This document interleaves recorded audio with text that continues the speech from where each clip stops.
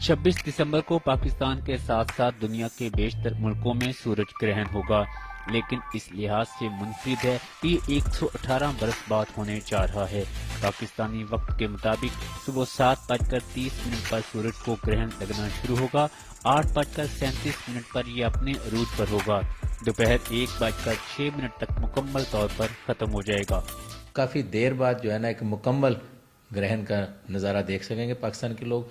और ये ना सिर्फ पाकिस्तान बल्कि पाकिस्तान के हमसाया ममालिक यूरोप से लेके अगर हम एशिया की तरफ जाएं, साउथ एशिया में इसका इंटेंसिटी जो है मैग्नीट्यूड ज्यादा होगा।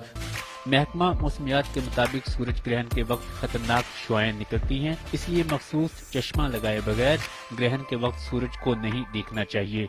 माहिर इल्म नजूम मुसद्दक गंजानी कहते हैं, सूरज ग्रहण के इंसानी सेहत और मुल्क पर असरात मुरतब होंगे।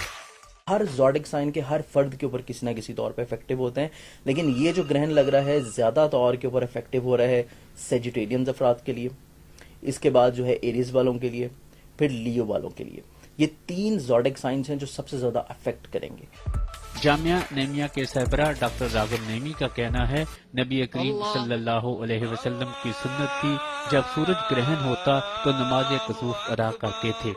मुआशरे की, हमारे समाज की अपनी बनाई हुई बात है, जबकि शरीयत हमें बिल्कुल इससे उलट हुक्म देती है कि इस मौके के ऊपर हमने अल्लाह वहदहू ला शरीक की इबादत करनी है। इबादत के तरीक़ाकार भी बिल्कुल बयान कर दिया गया और इससे किसी भी किस्म की नहुसत नहीं लेनी और ना ही इसे बुरा ख्याल करना है और तसव्वुर करना है। माहिरीन के मुताबिक रवां साल का ये चौथा सूरज ग्रहण है, लेकिन पहले तीनों सूरज ग्रहण पाकिस्तान में नहीं देखे गए।